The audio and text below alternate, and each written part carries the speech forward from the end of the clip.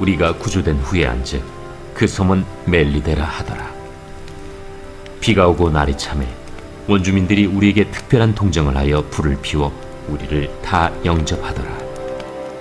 바울이 나무 한 묶음을 거두어 불에 넣으니 뜨거움으로 말미암아 독사가 나와 그 손을 물고 있는지라.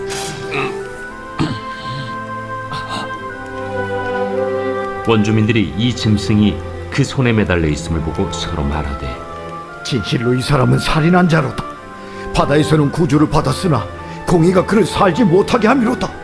바울이 그 짐승을 불에 떨어 버리매 조금도 상함이 없더라.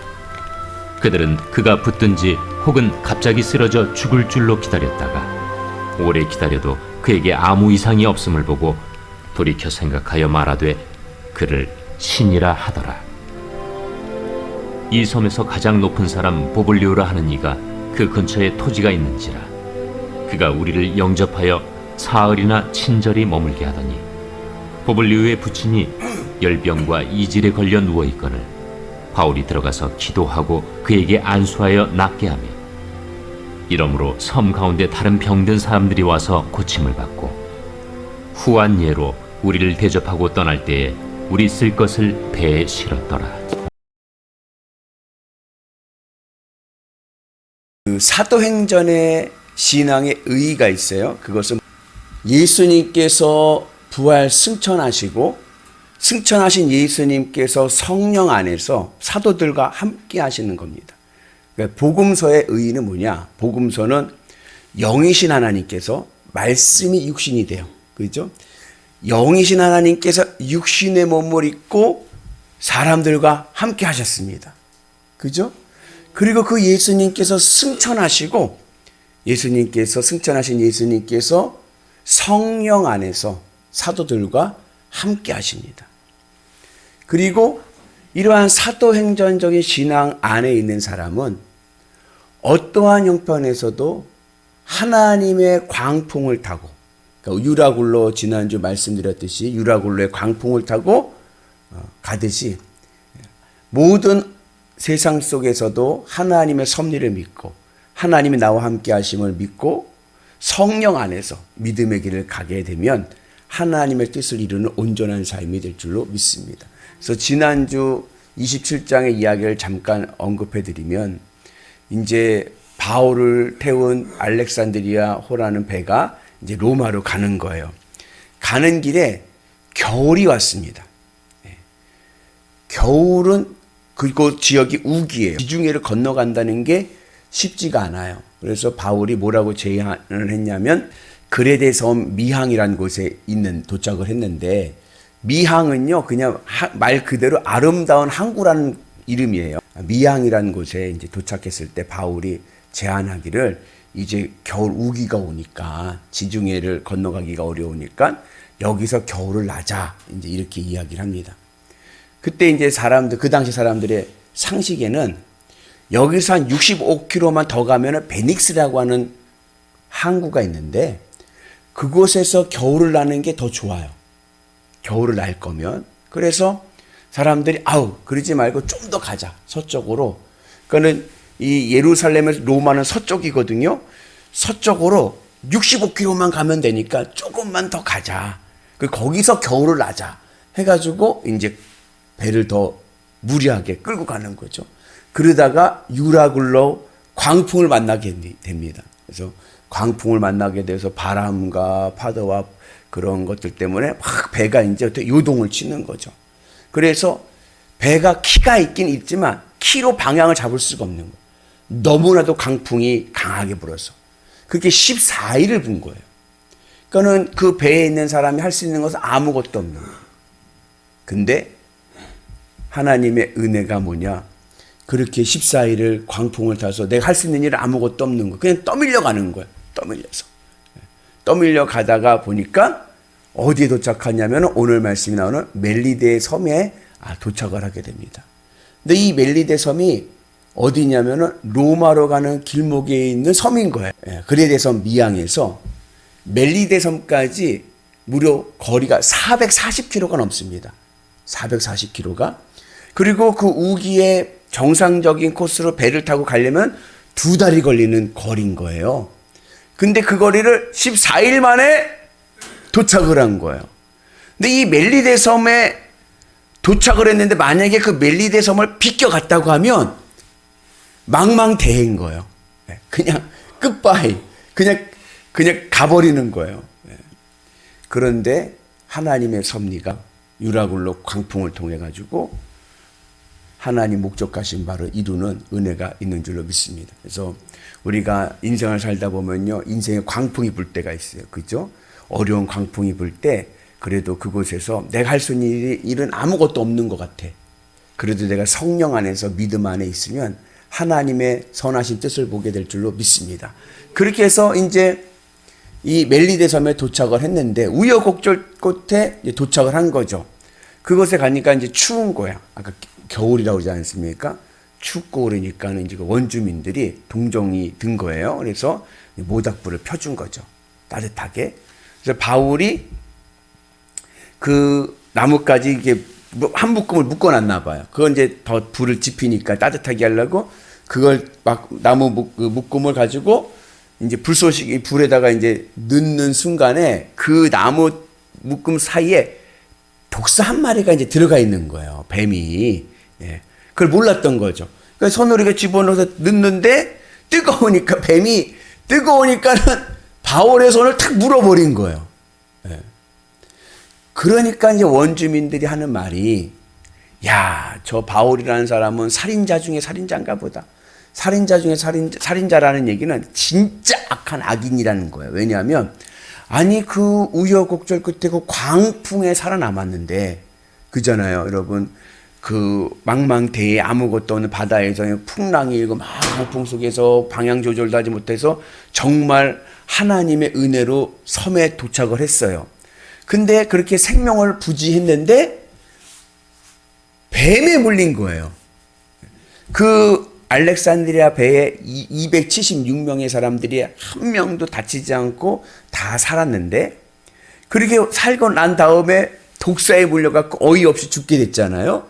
그러니까는 이제 원주민들이 아유, 저 바울은 살인자인가 보다. 악한 죄인인가 보다. 결국에는 광풍은 피했지만 공의가 바울을 심판한다. 이제 이렇게 생각을 했어요. 우리도 그렇게 생각할 때가 있어요. 그래서 그 세상에서 살다 보면 넘어질 때도 있고요. 어려움을 당할 때도 있고요. 실패할 때도 있어요. 그런데 잘 하던 사람이, 잘 나가던 사람이 어려움을 당하거나 실패를 하거나 또 아프거나 뭐 또 무슨 문제가 생기거나 그러면은 뭐라고 생각하냐면은, 아, 뭔 죄를 졌나 봐. 잘못한 게 있으니까 저렇게 넘어지기도 하고 아프기도 하고 실패하는 거지 하면서 정죄할 때가 있어요. 그런데 여러분 가만히 보세요. 이 땅에서 악인만 심판받던가요? 악인은 꼭 망하던가요? 악인이 더 잘 되는 것 같지 않으세요? 이 세상에서는? 그죠? 예. 그러니까 그걸 가지고, 이 눈에 보이는 현상을 가지고 그 사람을 평가해서는 안 되는 거예요. 하나님의 공의의 심판은 어디서 임하느냐? 하나님 나라 천국 문 앞에서 있습니다. 천국 문 앞에서 다 밝혀지는 거예요. 누가 다 밝혀버려요? 사탄이 다 밝혀버리는 거예요. 커튼 뒤에 있는 나의 은밀한 죄도 다 사탄이 다 알고 있어서 그 고발하는 그 죄에 하나님의 심판이 임하는 거죠. 그러나 우리는, 예수 믿는 우리는 그 고발을, 사탄의 고발을 주님의 십자가 보혈이 덮어버려서 우리는 천국 입성될 줄로 믿습니다. 그래서 우리가 때로는 주변에 누가 넘어졌어요. 누가 크게 아파요. 누가 무슨 실패를 했어요. 그러면 아유, 뭔 죄를 졌나 보다. 정죄하지 마시고 그를 위로해주고 기도해주고 사랑으로 감싸줘서 다시 일어설 수 있게 하는 은혜가 필요할 줄로 믿습니다. 그래서 제가 욥기 자주 얘기하지만 욥의 친구들의 문제 뭐냐? 욥이 그렇게 아프고 넘어지고 실패하고 그런 어려운 가운데 인생이 진짜 광풍 속에 있는데, 욥의 친구들이 하는 말이 뭐냐면 틀린 말은 아니야.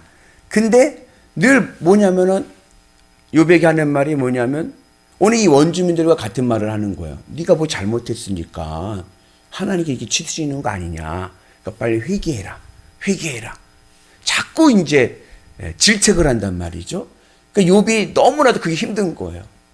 그래서 우리가 나와 함께한 이들이 인생의 광풍을 맞았을 때 이렇게 뭐 가르치거나 질책하기보다는 그냥 함께 해주는 것만으로도 은혜가 될 줄로 믿습니다. 그래서 서로 도와주고 기도해주고 사랑으로 돌봐줄 수 있는 은혜가 있기를 축복합니다.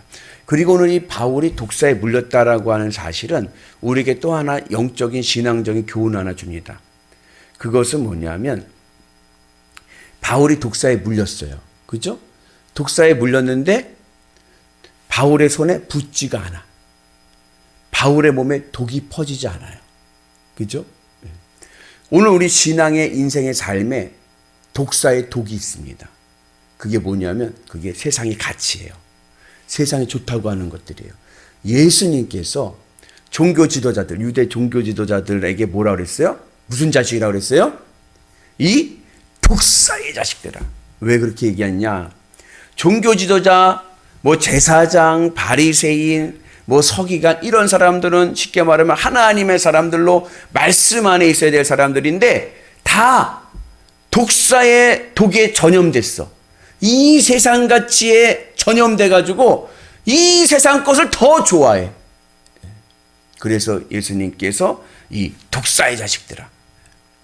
우리가 이 땅에 살아가면서 세상의 독이 내 몸에 퍼질 때가 있습니다. 이 세상 살아보세요. 하면 세상 게 더 좋아 보여요. 돈이 더 좋고 명예가 더 좋고 권력이 더 좋고 인기가 더 좋고 그러지 않습니까? 그 몸이 내 안에 흐를 때 내 몸이 독에 전염되지 않도록 우리는 주의 복음 안에 있어야 될 줄로 믿습니다. 그래서 하나님의 은혜 안에서 우리는 사도 바울과 같이 세상의 독, 이 세상 가치에 먹히지 마시고 믿음으로 승리하셔서 사도행전적인 삶을 살아가는 은혜가 있기를 축복합니다. 그래서 사도행전적인 삶은 뭐냐? 이 부활 승천하신 예수님께서 성령 안에서 나와 함께 하시기 때문에 나는 어떠한 형편에서도 안전합니다. 바울이 유라굴로 광풍 속에서도 전혀 두려워하지 않았던 이유는 하나님의 선하신 뜻을 믿었기 때문에 그래요. 하나님의 뜻은 바울이 로마 황제에게 복음을 전하는 거예요. 그 뜻을 믿었기 때문에 어떠한 어려운 가운데서도 포기하지 않고 믿음으로 승리합니다. 오늘 우리에게도 인생의 광풍이 불 때 두려움 갖지 마시고 주님 나와 함께 하실 줄로 믿습니다. 하나님의 뜻이 내 인생을 더 복되게 하실 줄로 믿습니다. 그래서 인생의 광풍이 올 때 믿음을 지키고 주의 은혜 안에 있으면 요셉이 17살에 노비로 팔려서 30세의 총리가 됐듯이 하나님의 더 크신 지름길이 있는 거예요. 오늘도 2달 갈 길을 14일 만에 갔습니다. 하나님의 은혜가 우리 가운데 임하게 될 줄로 믿습니다. 그래서 또 우리는 이렇게 또 생각할 때가 있어요. 아, 하나님 그러면 바울이 독사에 물렸는데도 죽지를 않아. 그리고 사람들을 치료해주고 이제 복음의 능력이 나타나는데 우리는 어떻게 생각할 거냐? 어떻게 생각하냐면 하나님 어차피 저를 구원해 주실 거면 독사에 물리지 않게 해주세요. 어차피 독사에 물려도 살 거면 그러면은 못하러 물려요. 안 그러세요? 아니 하나님께 날 구원해 주셔 날 천국 백성 삼으실 거면 왜 세상에서 고난을 주세요? 어차피 구원하실 거고 어차피 잘되게 하실 거면 고난 안 주시는 게 더 효율적이지 않습니까? 그렇게 생각할 때가 있어요. 그죠? 하나님께서 그럼에도 불구하고 때로는 나에게 내가 내 삶의 독사에 물리기도 하시고 광풍을 만나게 하시는 이유는 세상을 향해서 살아계신 하나님을 증언하게 하기 위해서입니다. 바울이 독사에 물렸기 때문에 그 독사에 물렸을 때 사람들이 죽을 거다 그랬는데 죽질 않거든요. 그 다음에 뭐라 하냐면 신이다 그러는 거예요. 그리고 환대를 해. 그러면서 보블리오라고 하는 추장이 며칠간 같이 있게 하면서 자기 아버지 열병이 걸린 아버지를 바울이 고쳐주고 많은 사람들을 고쳐줍니다. 아마 성경의 내용은 나오지 않지만 바울이 지금까지 경험했던 우리가 봐왔던 모습을 봤을 때는 바울은 사람들이 내가 신이다 사람들이 바울을 향해서 신이다 했을 때 바울은 이렇게 얘기했을 거예요. 난 신이 아닙니다. 예수님이 신이십니다. 그러면서 그들을 치료하면서 복음을 증언하는 삶을 살한 줄로 믿습니다. 그래서 때로는 내가 어차피 왜 고난을 주세요? 어차피 나 구원하실 거면 고난 없이 그냥 깨끗하게 나를 구원해 주세요 라고 생각할 수 있지만 거기에는 하나님의 사도행전적인 내 삶의 사명이 있습니다. 그것은 내가 그 어려운 가운데서도 믿음의 길을 가서 하나님의 구원을 통해서 세상 사람들에게 복음의 능력을 증언하게 하기 위해서인 줄로 믿습니다. 그래서 어려움이 올 때 낙심하지 마시고 불평하지 마시고 하나님께서 나에게 사도행전적인 바울과 같은 삶을 허락하셨구나. 믿음으로 승리하셔서 세상 사람들에게 복음의 능력을 전하시는 위대한 성도 되시기를 주의 이름으로 축복합니다.